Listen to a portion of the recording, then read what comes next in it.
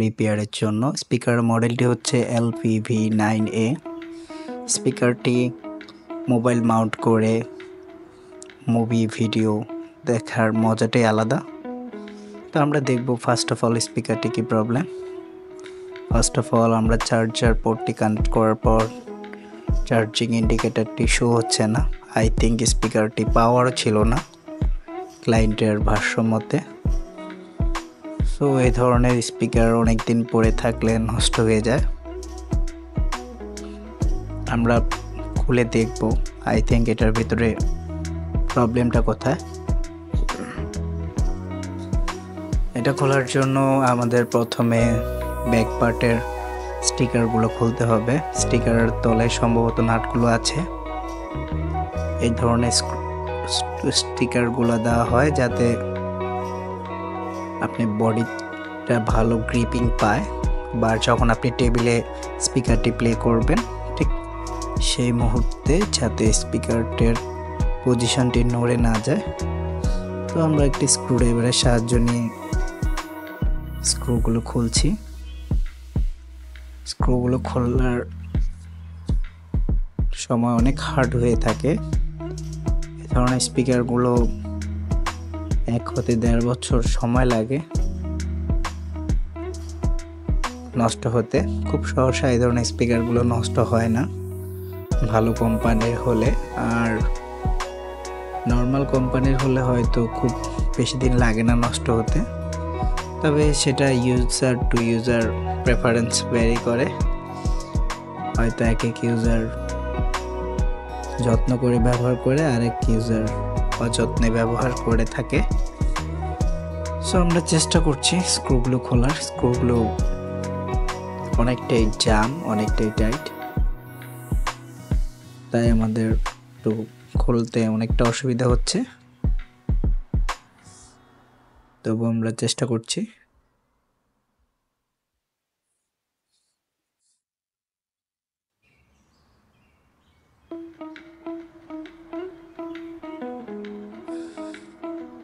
এক এক করে আমরা 4টি স্ক্রু অলরেডি খুলে ফেললাম। সম্ভবত আর 2টি স্ক্রু থাকবে। থার্মাল প্যাডটা আলাদা করার পর আরেকটি স্ক্রু পেয়ে গেলাম। ওই পাশেরটাতেও সম্ভবত আরেকটি স্ক্রু থাকবে।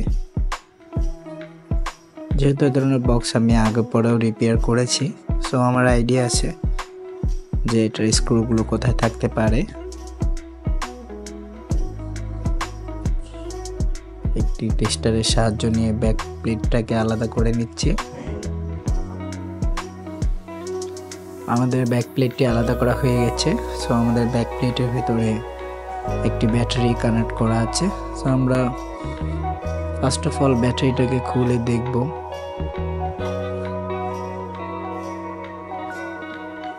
আমরা ব্যাটারিটাকে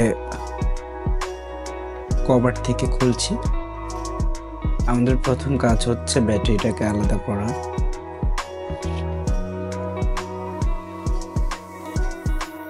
আমরা স্ক্রুটাকে খুলে নিচ্ছি।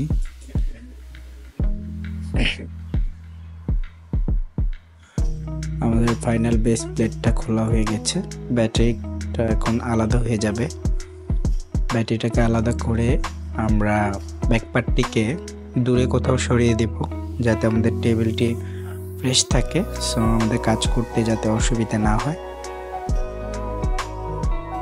মাদারবোর্ডটির পিছনে একটি বেস প্লেট আছে। এটা গ্লু গাম এবং স্ক্রুর সাহায্যে লক করা আছে। সো আমরা প্রথমেই স্ক্রুগুলোকে মাদারবোর্ডের ব্যাক প্লেট থেকে আলাদা করে নেব। এই ধরনের তো হার্ড সিকিউরিটি সম্ভবত কম প্রাইসের কোনো বক্সে দেওয়া থাকে না। সবাই কম প্রাইসের বক্সগুলোতে এত স্ক্রু থাকে না, 2-4টি স্ক্রু সম্ভবত থাকে। এটার ভেতরে অনেকগুলো স্ক্রু পেলাম। অনেক হার্ড, অনেক শক্তপোক্ত করে তৈরি করা হয়েছে।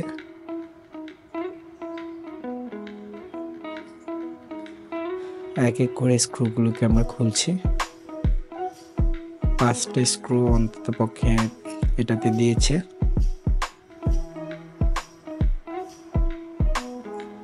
অনেকটা সময় লেগে গেল। ফাইনালি আমরা ব্যাক প্লেটটি খুলে নিলাম।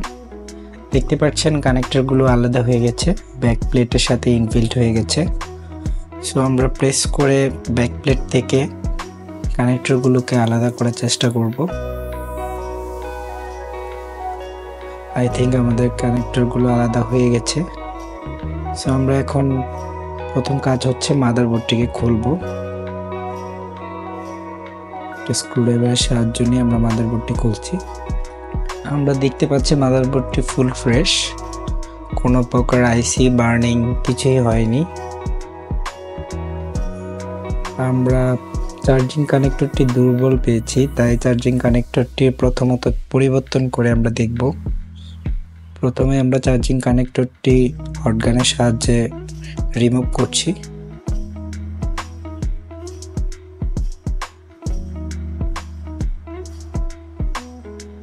কিছুটা সময় লাগে। হ্যাঁ, দেখতে পাচ্ছেন আমরা হটগানের সাহায্যে কানেক্টরটি রিমুভ করে ফেলছি। রিমুভ করার সাথে সাথেই দেখতে পাচ্ছেন বেশ কিছুটা পিন আলাদা হয়ে গেছে। সম্ভবত চার্জ না হওয়ার কারণে কানেক্টরটি অতিরিক্ত পাঞ্চ করার কারণে কানেক্টরের পিনগুলো দুর্বল হয়ে গেছে। আমরা চেষ্টা করছি পিনটিকে অ্যাসেম্বলিং করার জন্য, কিন্তু মনে হয় না কোনোভাবে সম্ভব। তাই আমরা পিনটিকে ইরেজ করে আবার একটি কানেক্টর নতুন করে স্থাপনা করছি। এবার হটগানের সাহায্যে তো হবে না, সোল্ডারিং আয়রনের সাহায্যে বেসটাকে শক্তপোক্ত করে ফিটিং করতে হবে। এ ধরনের বক্সের চার্জিং পোর্টগুলো খুব সাধারণত মার্কেটে কিনতে পাওয়া যায় না। আপনার কাছে যেটা আছে সেটা দিয়ে মডিফাই করার চেষ্টা করবেন। মডিফাই করার চেষ্টা না করলে আই থিঙ্ক আপনি কাজটা করতে পারবেন না, কারণ এই ধরনের চার্জিং পোর্টগুলো বাজারে কিনতে পাওয়া যাচ্ছে না। সোল্ডারিং আয়রনের সাহায্যে খুব ভালো করে ঝালাই করে দিবেন। আমরা খুব ভালোভাবে সোল্ডারিং করার পর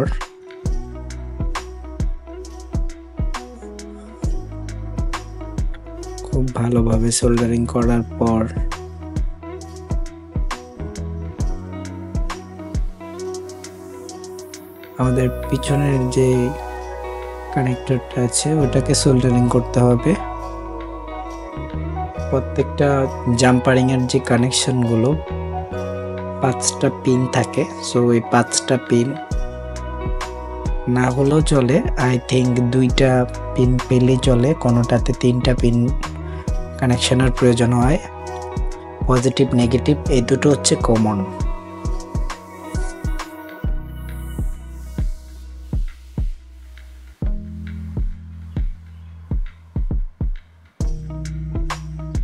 মাদারবোর্ডটাকে রিকানেক্ট করে দেখব। মাদারবোর্ডটিকে প্রথম বসাইলাম, বসানোর পর আমরা সেম প্রসেস ভাবে স্ক্রুগুলোকে সেট করে দিব যেভাবে আমরা খুলেছিলাম।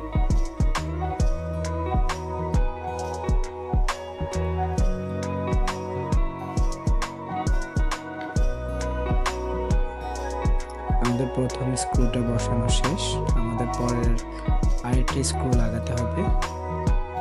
এখানে 4টা হোল থাকলে কি হয়েছে, আমরা সম্ভবত স্ক্রু দুটোই লাগাইতে হবে।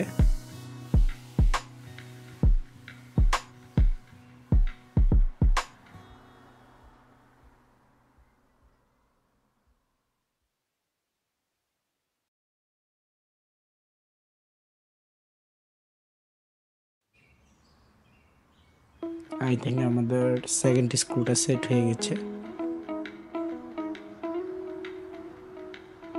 এবার আমরা বেস প্লেটটিকে কানেক্ট করে দিব।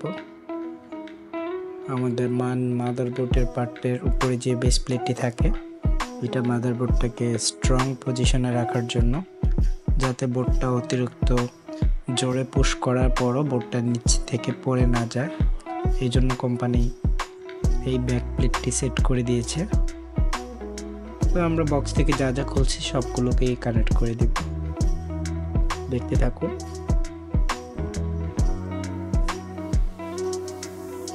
ব্যাক প্লেটটি সেট হয়ে গেছে, কিন্তু আমাদের গ্লুর কারণে আমরা কানেক্টরগুলোকে বসাতে পারবো না।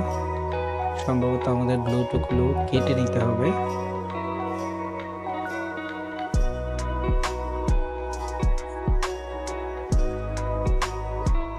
চেষ্টা করছি বসানোর জন্য, মনে হবে কাটতে হবে। আমরা একটা কাটিং প্লাস সিজারের সাহায্যে প্রথম কেটে নিচ্ছি।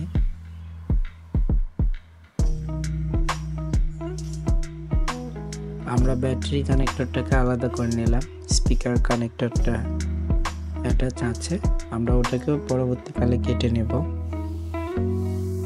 জ্যাকের জন্য আমরা কতটা লাগাচ্ছি।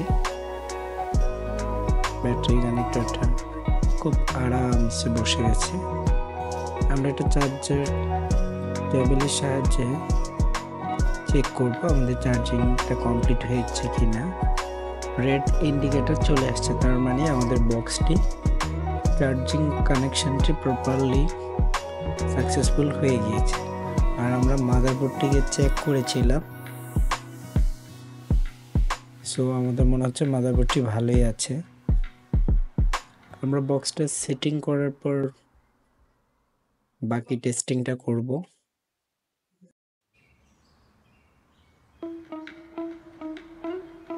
আগে বলেছিলাম যে আমরা স্পিকারের পার্টটাকে আলাদা করে দিব, যেহেতু গ্লুর কারণে স্পিকার কানেকশনটি প্রপারলি পাচ্ছিল না, সেক্ষেত্রে আমরা আলাদা করে দিয়েছি।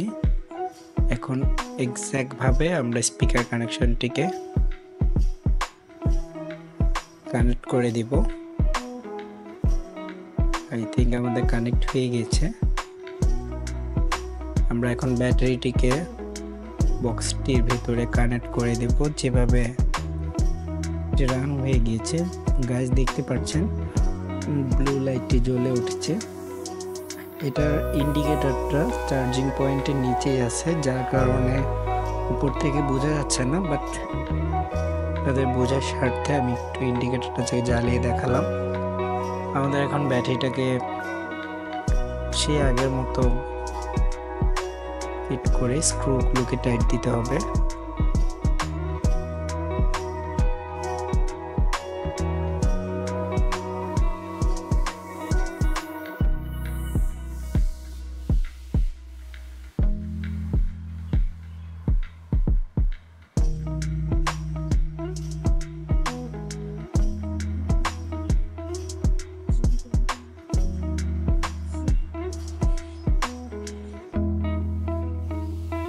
আমাদের দুটো স্ক্রু লাগানো হয়ে গেছে, দেখতে পাচ্ছেন। আমরা ব্যাটারিটাও যেভাবে খুলেছিলাম সেভাবে কানেক্ট করে দিয়েছি।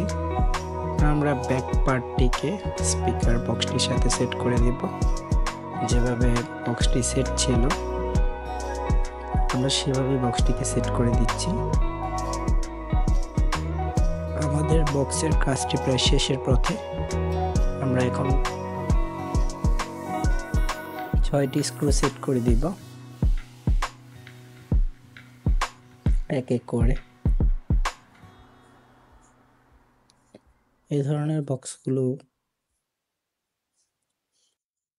খুব সাধারণত নর্মালভাবে রিপেয়ার করা যায়, কিন্তু যদি কখনো অডিও আইসি চলে যায় কিংবা চার্জিং আইসি চলে যায়, সেক্ষেত্রে মডিফাই করতে হয়।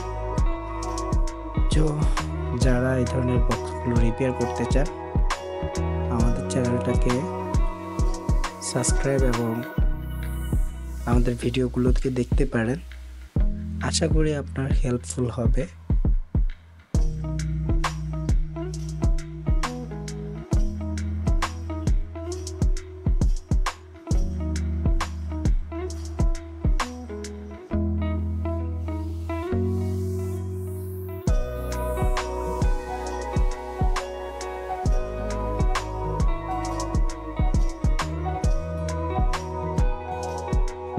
ফাইনালি আমাদের বক্সের স্ক্রুটা সেট করা হয়ে গেছে।